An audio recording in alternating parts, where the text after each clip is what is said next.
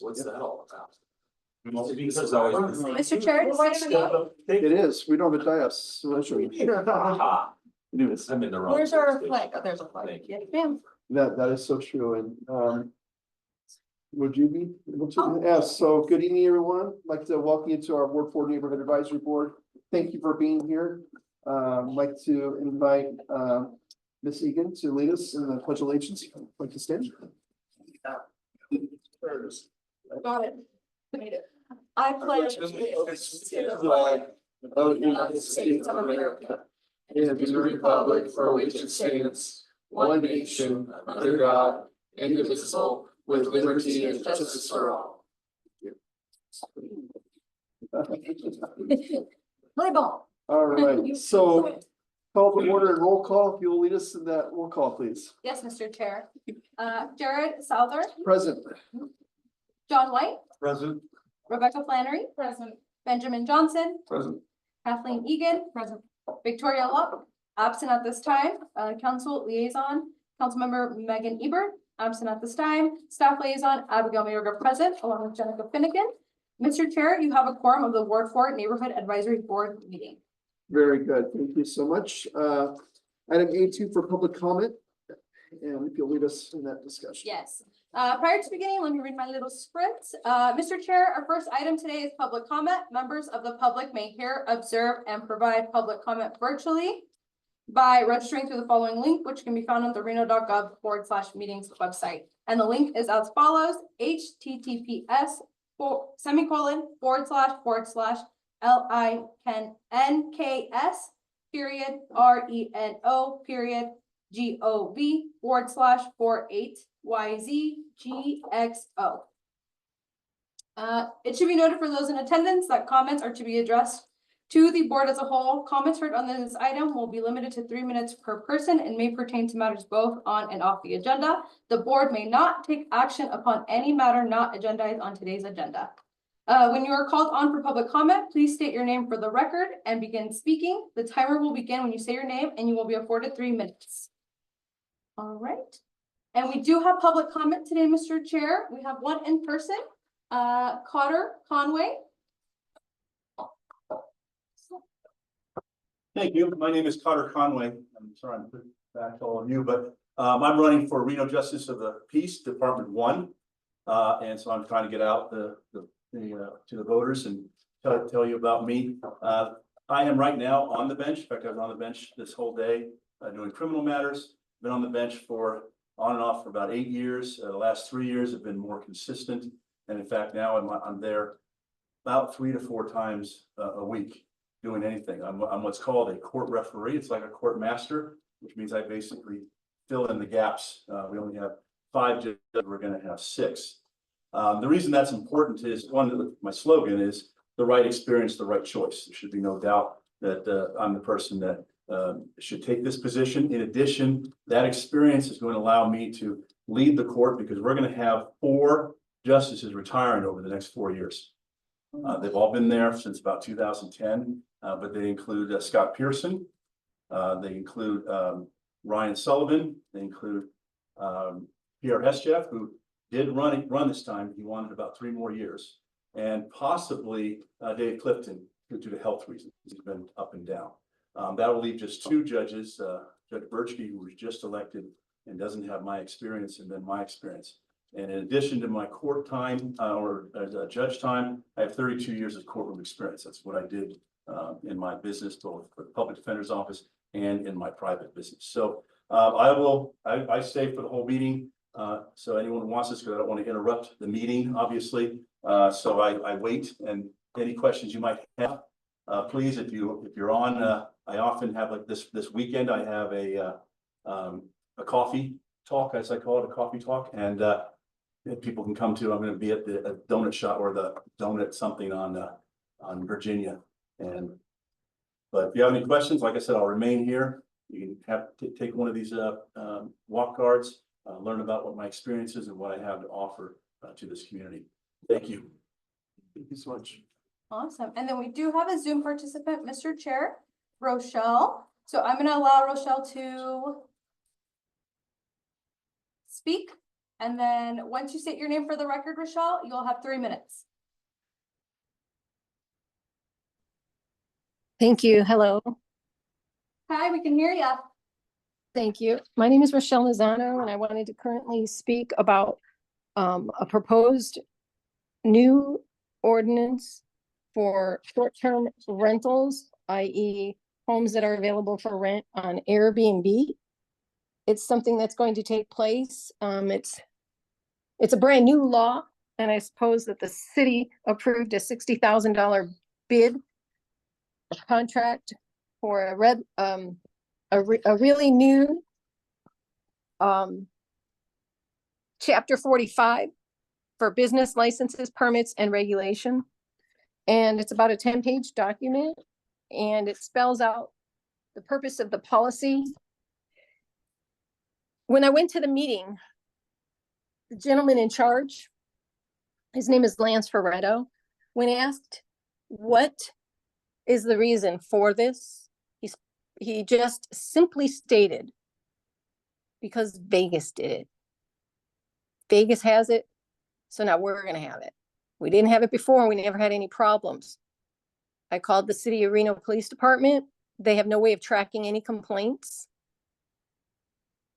And I called Reno Direct. They also have no way of tracking any complaints. Both of those entities have no way of tracking any complaints for Airbnb, yet the city wants to have new rules for Airbnb to protect the general population. Paragraph 1 says that the only benefit is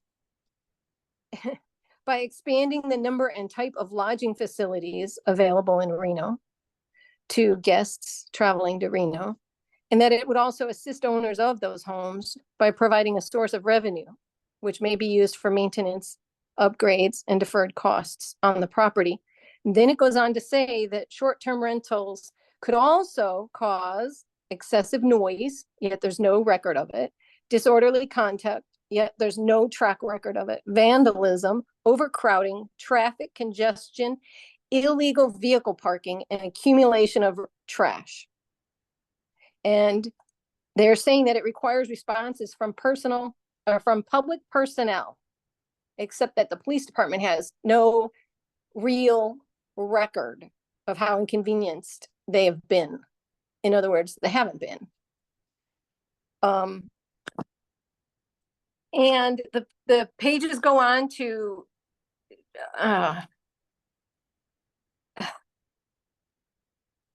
I'll be at every meeting until this gets denied, because it's funny. They don't even require in this document that the homeowner have insurance in case the people die in the house. Funny, $60,000, and we're not even requiring insurance for anybody that might die in an Airbnb. So it's not thorough, it's not complete, it's nowhere near finished. It needs a lot more input with a lot more people who actually have anything to do with renting Airbnbs, either as a guest or as a homeowner. Thank you, Rochelle. Your comments will be lodged for the public record. And then we do also have a closing public comment opportunity. Thank you. Thank you. All right. At this time, if you would like to give public comment, either on Zoom or in person, if you're on Zoom, I would ask that you raise your hand and use the feature at the bottom of your Zoom screen. It says raise hand. And anyone in the public? Seeing none, Mr. Chair. Thank you. Moving forward to item A3, approval for the agenda for the month and for our meeting, July 18th. Prior to approval, Mr. Chair, there are 2 changes that I would like to note. Item B1 and B3 will no longer be heard. There were application changes. So they will not be present today to give a presentation. Thank you. For the note, my name is spelled without. I know, it's the, yes, I know. I was like, I really made it up. Sorry. Yes. Thank you. It's our new template. Seeing a desire for a motion for approval for this agenda. Kathleen Egan, motion to approve amended agenda. Ben Johnson, second. Thank you. All in favor? Thank you. All right, very good. Next, council liaison reports. Councilwoman. Councilmember Ebert for the record. We've been on a break from regular council meetings, so I don't have a whole lot of updates right now. The artwork has been hung over on Sky Vista. If you guys saw it, it's been cool. Yeah, that's kind of it for right now. We do have a meeting, this coming Wednesday. There will be a public hearing at 6 p.m. regarding the charter school that, had, gotten a permit to start building basically right over here, K through 12.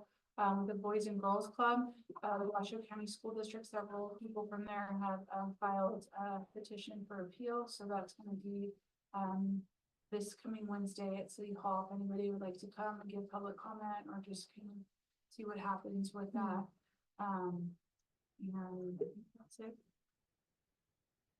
Great, thank you so much.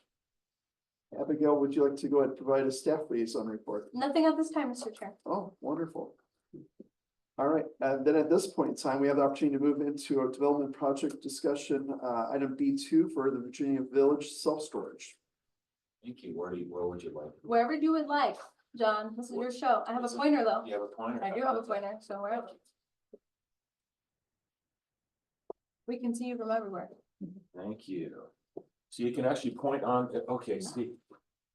Wow, that's new, isn't it? Yeah, we're trying. We've upgraded. I didn't Yeah. know that you could point on a TV screen. Yeah. So, my name's John Krumpadic. I'm with KLS Planning. I'm representing Mr. Fitzgerald.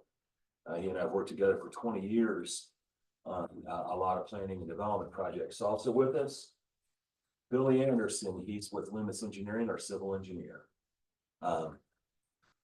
I noticed a lot of new faces here, and I wanted to, on the next slide, are you changing the slides, Yes. Abigail? Thank you. Actually, let's go back. The CUP, I'm gonna be very brief on that. I don't see any staff here either, so they're not gonna keep us honest, right? All right, they're on Zoom. Okay, all right, Zoom, okay. Yeah, Daniel's on Zoom. Okay, so quickly, without going into the detail, there's 5 different thresholds that are triggered for the special use permit. It's the use, and cuts and fills and hillside and disturbance of the drainage way are really the ones that all go together in this case. And then we have residential adjacency above on the above the site. The see the site there, then you see Comstock Cottages. I wanted to give you guys a little bit of orientation because Mr. Fitzgerald and I have been, and several of the people on the NAB know that MVE 1 through 4 has been his project single family to the north of the site. Adjacent to it, you see Comstock Cottages, which is under construction right now. That's Comstock Cottages 1 and 2, about 340 lots. Actually, it's more than that, isn't it? So, isn't it? Yeah. I don't know the exact number. I'm not going to guess it. And then there's the site, and notice directly opposite Talus Way, so it forms, there's the intersection. It's the access to this property. Next. There is our site plan. This is storage. Personal storage definition in the city of Reno is we have a boat and RV component, which falls under the definition of personal storage, and then you can see what we think of as mini storage in the brown buildings. Landscaping all around, and then a big vacant area because of the wetland component that has been studied to death for 20 years. That's left as it is. You can see the fairly dense steppe vegetation there. And of course, the access point, if you guys get a chance to go by and you have any interest, you see it's a very defined site because you have the access point already in on the extension of Talus, forming the 4th link of the intersection. And it sits just below the track, so you can kind of visualize how it fits in there. This I'm showing you, it's the same stand, it's the technical version of the last plan, civil engineer's plan, but really what we're trying to show here is the flow of that drainway that goes through the front of the property. And then there's the real world depiction of it. You see going north on Virginia Street, you see the crossing with the box culvert underneath it. On the right, the other direction, it's further in the foreground, not as vibrant a photo, but you get the idea there through the markings in the box culvert. And then the next one is also some images of the drainage way and the crossing. So you can see it here, different perspective. The one on the left, we're trying to show, you can sort of see, can you point to the crossing over on the, there you go. Thank you, Abigail. And then just to the left of it is the actual development area. And then there's a different perspective on the right of, again, that crossing. This is from the railroad tracks. You can sort of see what appears to be the approved railroad area. There's the crossing that when it was under construction and the development site just behind it between that crossing and the tracks. Trying to give a little bit of photo perspective of why we're doing what we're doing.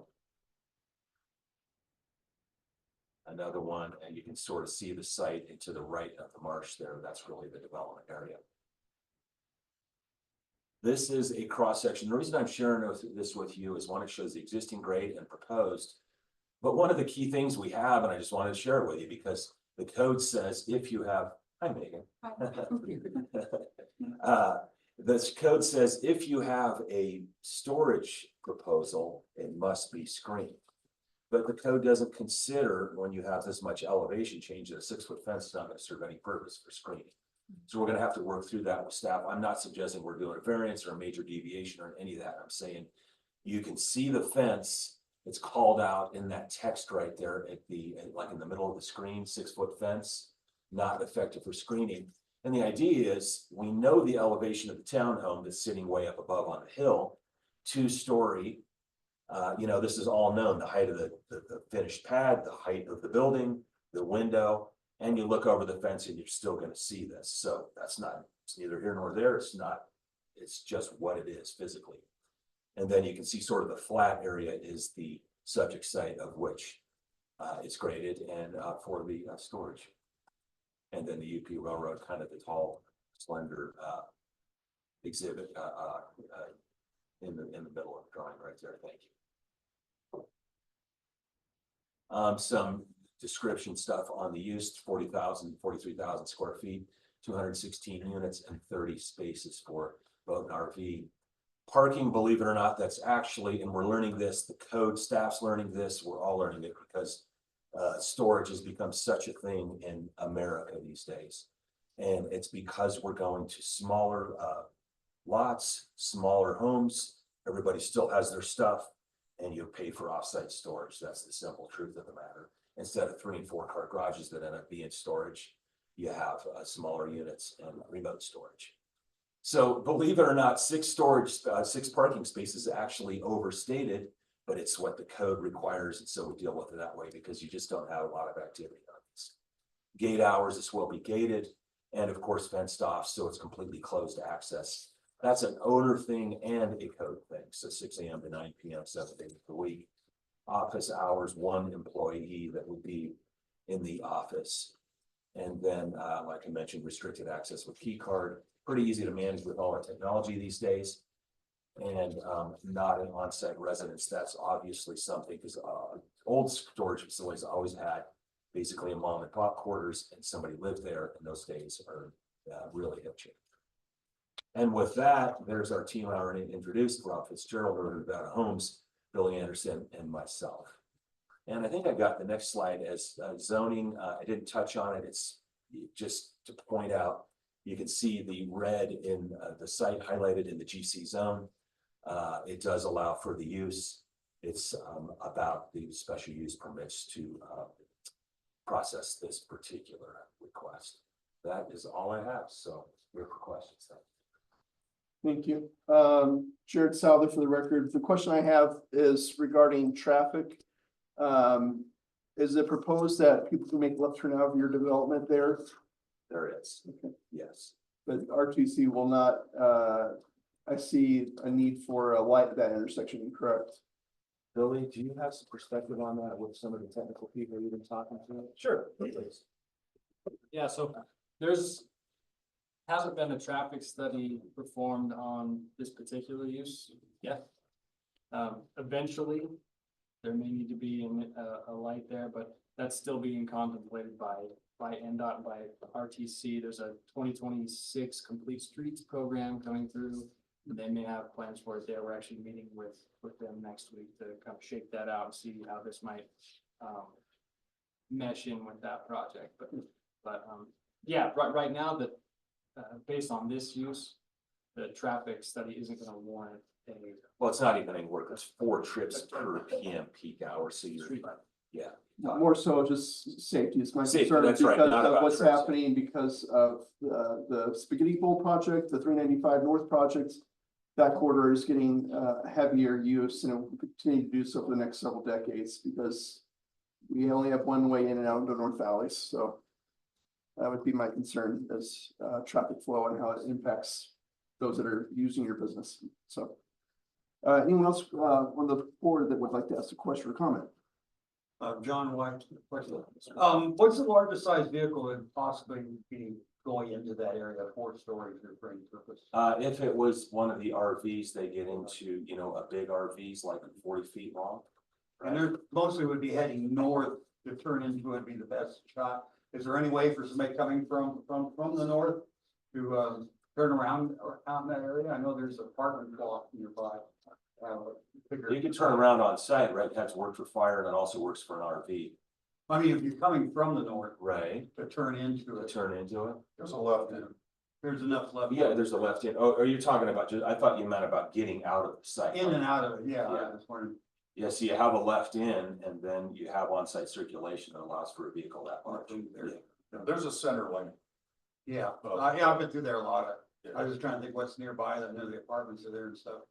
But anybody coming may not be familiar. I wouldn't want people trying to drag a boat and stuff. Kind of getting trapped in Traffic, traffic, yeah. yeah. Yeah, there is a storage lane there. Go ahead. Kathleen Egan, what timing wise, this project versus, the housing units that are up above, what's the timing for actual construction? Construction of this, Rob, if you're gonna go at quickest rate, Yeah, what do you think? well, process aside, we'd hope to be able to start grading fairly shortly after approval. So would the storage unit be built before the new development? Currently, there'd be some Currently. overlap. It'd probably be hand in hand. Yeah, there'll be a hand in hand. There's gonna be, because that's underway. This one's probably got 6 more months of process. Yeah. Is that right, to get the final plans? Okay. You know, there's the whole engineering part after this. The only Yeah. thing I could see that could come up as a complaint for people buying, renting up there, that even though you have the slope and a 6-foot tall barrier, when you're screening from the railroad, you're really not screening from anything. But I don't see in your plan for like height of your lights, because if you're going to have nighttime lights, that's the only thing I can think of. Thank you for the If those question. people at the top, is that going to be any issue that they're gonna have complaints? No parking lot lights, no light standards, light poles in the area. This is all wall mount, wall pack lights. Oh, Dark okay. sky. So that's why I didn't see it. All dark sky, yeah. I mean, everything, we say that like we're good guys to say dark sky. But I mean, that's the way. No, I'm not. I'm taking one here. Of course we did, but what I'm saying is the technology now, the controllers in these wall mounted lights that are only 9 feet tall. They do smaller cones and more of them, and they're very controlled to the site. And there'll be full disclosure, by the time Yeah, homes are built there, this will be, it could be a just year. not or gonna two see down those the big road. tall lights, like. No lights. No chewy yeah. lights. No All right. parking lot lights, that's right. Thank you. You bet. Any further questions from the board? Becky Flannery for the record. Where is the entrance into all these new homes going to be That for goes- these residents? Like, will you be able to have access to Let that? me, could you go back to the second slide, Abigail? Thank you. I love that. So, there you go, right there. So this one, I forgot to use my pointer. So there's an eventual connection. You see this right here, there's an extension of that road. This has all been master planned. Okay, it comes through this corner and then we wind through this site here. We got a backbone road that goes into right. Geez, I can hardly see it. Where are we at? Right Going there, down to Rob? McCarran? Right there. And then we hit Comstock here, worked with the railroad for a couple of years to get that crossing buffed out to their satisfaction. We actually have a condition of approval on this project and on this project to do some intersection improvements as you get just off the map here at the intersection of Virginia and Comstock where it intersects. So it's not gonna come out onto Virginia? There's no, that's right. Okay. There's just too much grade change, you know, so it just doesn't work Okay. with the railroad crossing there. So we've worked a lot. We've had several neighborhood meetings with the Comstock Hill neighborhood in living rooms there. Mr. Rob and I, over the years to, you know, that's what we've done. And same thing up here in MVE 1 through 4. Perfect. Thank you. No, thank you. Appreciate the question. Any public comment or questions regarding this project? Corey Bond? Corey Bond for the record. Gentlemen, no disrespect, it's a great project. I don't think it's necessary because we're actually putting one in right off the Panther Drive, and it's the same concept. Now, maybe I'm wrong, and if I am, please feel free to correct me, but I just don't see that the area needs it, and maybe I'm wrong, but I mean, that's basically the same concept that's being done on Panther, and it's gonna cause a lot of issue. Have you done, let me ask you, I appreciate your question, Corey. Have you done a market study? Yes, And what does it say? there's quite a bit of demand still. And, you know, our market is not only what I'm building, but, there's new home construction all over this area, either planned or under construction. There's the university. All of those students are in 1-bedroom units. I doubt they have much storage. Parking, off-site, extra vehicles, as John said. We're building smaller and smaller homes with less and less parking available. Where you put your cars, your stuff. But we have a market study that indicates that it's a very much viable site for this type of use. Okay, and Corey Bond again, like I said, I mean, no disrespect, it's just, I didn't think it was necessary, but somebody proved me wrong, so that's totally fine. Thank you. Jared Souther for the record, just to share, Corey, what you're thinking about, Panther is just luxury RV and boat. Where this project brings 260 mini storage units. Little different market. Yeah. Okay. Yeah. Well, like I said, if I'm wrong, then Yep. you guys proved me wrong, so that's totally fine. Thank you.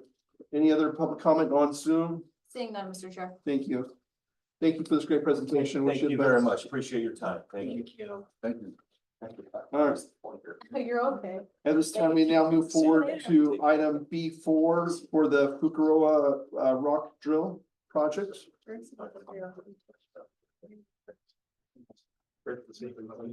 Hi, welcome. How you doing? Good evening. My name's Chris Springelstatter. I'm the branch manager for Farracal Rock Drill USA Incorporated and a representative.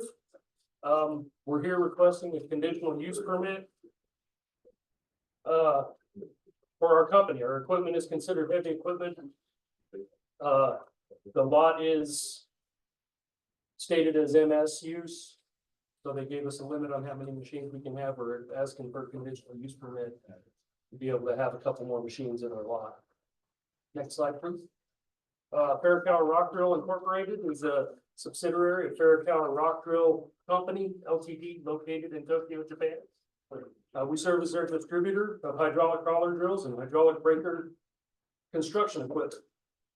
We service North and Central America, and the Reno, Nevada location serves our western branch office for the crawler drills. The company's projected unit volume sales for Reno location range from 6 to 10 units annually, which will be shipped from this location to customers located all over the Western Territory, from Alaska to, as you can see, Arizona, California, Colorado, Hawaii, Western Canada.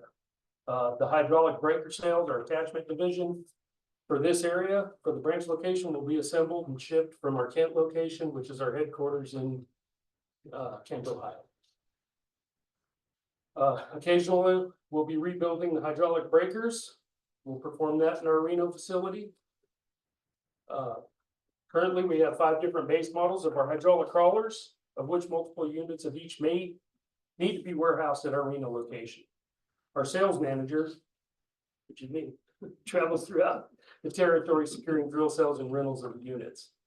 Since we're a heavy equipment sales company, we'll need to store our units on our side lot of our facility, but the property is zoned as MS, which requires us to request a conditional use permit. Next slide. The picture on the left depicts our leased property at 7730 Security Circle in Reno. We're requesting the ability to store our drill units on the side lot to the east of the building. Again, the current zoning for this is MS. Since we're classified as heavy machinery and a conditional use permit is required per table 3-1 table of allowed uses. Number of units stored will be predicated on contracts in hand, plus a couple of surplus units for market needs.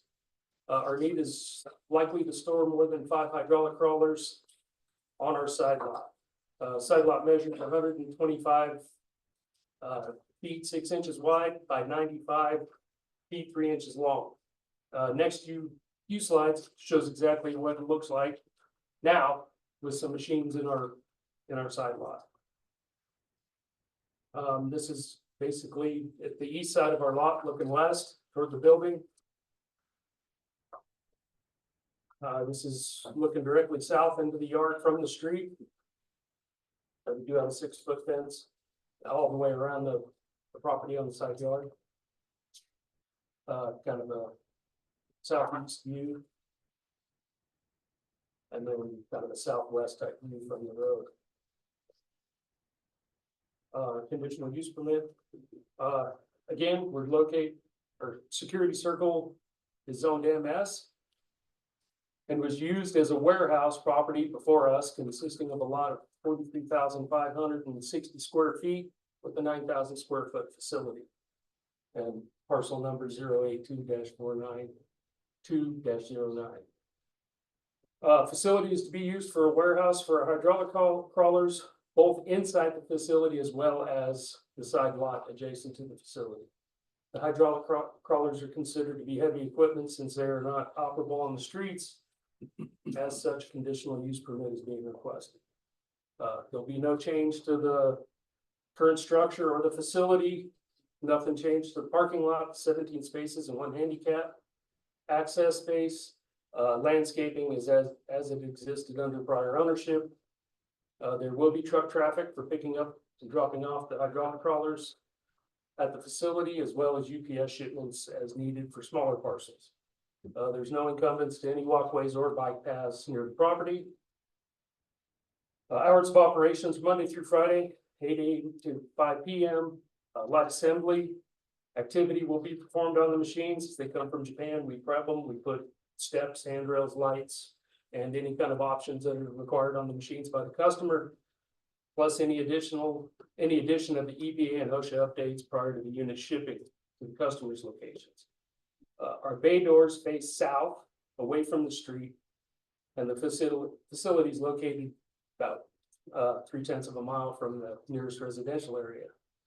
Bay doors would most likely be open during the summer months, during the prep, to allow the cross breeze for the employees during the excessive heat. Next slide. Hydraulic rock breaker encore recertification program. In addition to the drills being prepped, our other division will be rebuilding hydraulic hammers for our customers under our encore program. It's estimated that approximately 15 units will be rebuilt annually at the Reno location. All work will be performed inside the shop, and the bay doors will be closed during the process of rebuilding these tools. Our hammers range in size from 130 pounds to 14,550 pounds per unit. The rebuild of the breaker shifts the burden of expense of the routine breaker maintenance on the factory trained FRD technicians. This is designed to extend the lives of our customers' breakers. Any questions? Thank you for the presentation. Any questions from the board for this project? John White, so these are pure sales, these are not rental? No, there could be some rental units. They are rental. Yeah, primarily for sales. We're the manufacturer. Ideally, we're not in the rental So business. it's just a but regional site. It's just a regional site basically that, you know, for shipping costs and things like that, we decided to come out here. Yeah. Machine coming from Tokyo, you know, coming from Japan, shipping into Tacoma or Los Angeles. It's a lot easier to get it to Reno than it is to get it to Kent, Ohio, where the headquarters. It's gonna make northern Nevada that sort of site with the Absolutely. TRPA and all that stuff going on. Exactly.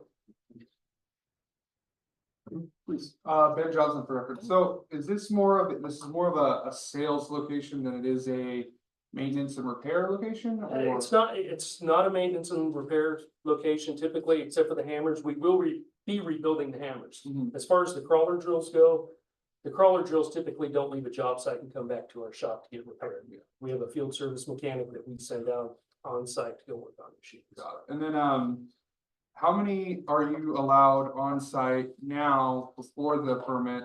And how many are you adding, wanting to add? I believe they said 4. Sure that have 4 on We're site on now. site now without a permit, and we're looking at possibly having probably 6 to 8 units on site. Okay.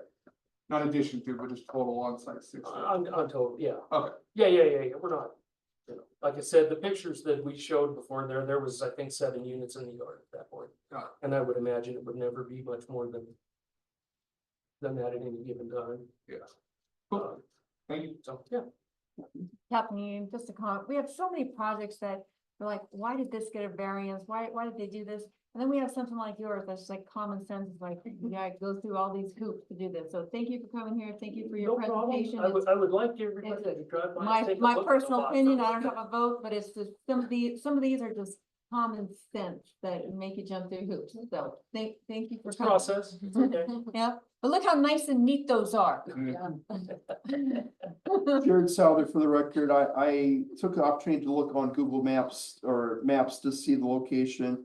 And I look at it as a block and a half away to Virginia Street, if that, and the house is adjoining that. So you said it was about a third of a mile away. It's about 3/10 of a mile. Okay, but the question arises is that as you are repairing hammers on site there, do they get field tested there as well? Are they gonna be drilling with a hammer or testing the impacts on that one?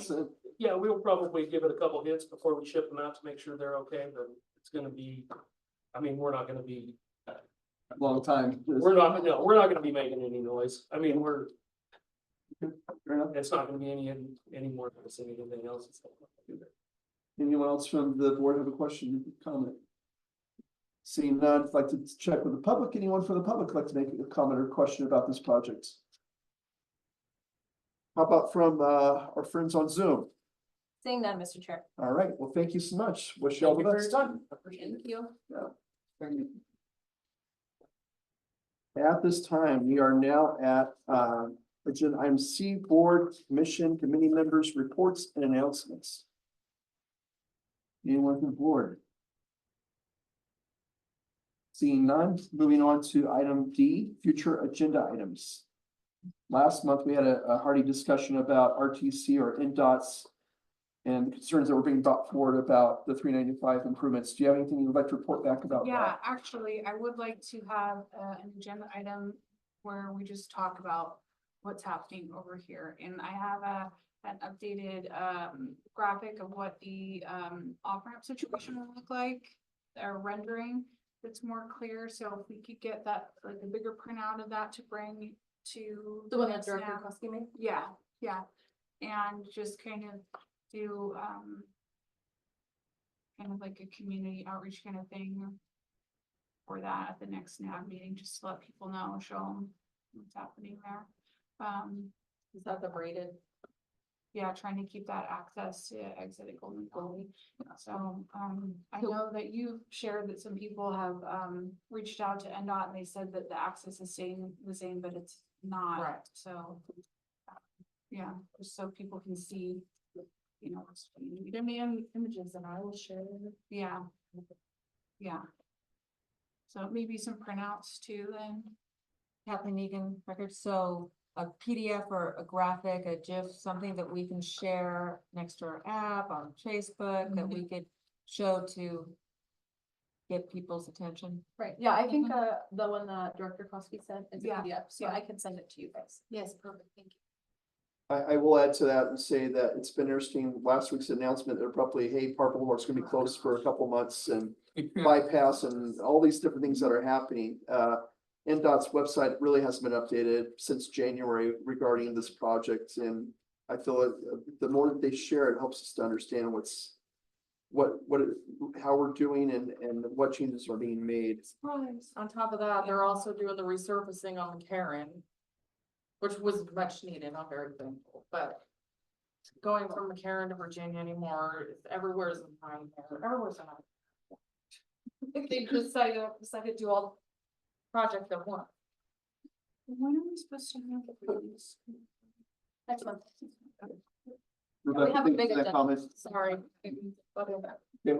Kathleen, even, I just had a question for our council member. I don't know if you heard the beginning public comment on the short-term rentals. I know Yeah. they had done a study before, they wanted to input from us, so whatever she's referring to, if you have an update on that going forward, maybe that would be something good for you to include it on. Alright. Not as an agenda item, but maybe part of your, Council liaison. Alright. yeah. Okay. Any other suggestions from the board for future agenda items? I will disclose that we do have a big agenda next month, so I'll let you, so you guys can tell your people. Parks and Rec will be coming with updates regarding some parks. We have the NAB resolution as well. So some NAB updates as November is closing in, and I think that's it. Those two. You know, I would, sorry, the NAP resolution. No. Speak to Yes, that. of course. So, based on the, changes that were made with the implementation of the Ward 6, there will be more of an explanation of what happens to the NABs and the NAB members after the election and the inclusion of the new, Ward 6 NAB member. That being said, it's always an opportunity to say that if you have a little bit extra time or know someone has extra time, we'd love to have them join the board. I would say about Parks and Recreation that as the Moana pool becomes closer to opening, that a renewed effort to build one in the North Valley should also take place. Yes. I saw an article saying that we have 4 pools and our community should have 6 or 7 based on population in the city of Reno. So I continue to encourage that thought. All Mr. right, Souther, may I add to that? please. Rebecca Flannery for the record. If we are looking at a pool, I actually saw some pictures of Moana pool and I work right down the street from it. It's kind of a pool. So if we got something out here, maybe we could have like a pool with like a lazy river or slides or something fun, not just a pool. Thank you. Thank you. Community center, we need it all. We need it all. Yes. Totally. please. Yeah, Kathleen Egan for the record, and just to note that North Valleys had a pool in Ward 4 until they redistrict us, and now Evelyn Mount, so we don't have one, but we did have one. So Thank you. it's a sore point. It's a sore point. Thank you. All right. All right. Any other agenda items? Now I'm mad. Sorry, seeing none. I just want to Moving forward, I'd like to invite the public to take time to provide public comment. Any additional public comment at this time? I'd like to include some public comment for this, generally not speaking to this, John White, for the record. I think, I guess Reno Direct does work, because a couple weeks ago, I called them and I wasn't gonna stay on the phone, except it said, and your position is 1, so, okay, I'll wait. And I called about the mini motorhomes over off of Moya and Resource, where 1 and then 2, and the next, there's 5 parked there, and I mentioned that, and within a week, they were gone. So like Kathleen just pointed out, there's still trash there. But yeah, Thank you, John. Kathleen, just to add on, thank you for calling on that, and that's after 2 months of multiple people. So people doing the website and you doing it, it took, 20, 30 of us. So I did layering it on, mention thank you. I was gonna be meeting at the NABs. So, Yes. I don't know that. Thank you, and let's hope the trash is picked up next. Any other further comment? From the Zoom, the door is open. Would anyone like to make a comment? Seeing none, I'd like to ask for a motion for adjournment for tonight's meeting, the shortest meeting that we've ever had in the Ward 4 Neighborhood Advisory Board. Don White moves that we adjourn. Second Flannery, no, second that. All in favor? Aye. Any opposed? No, thank you very much. All this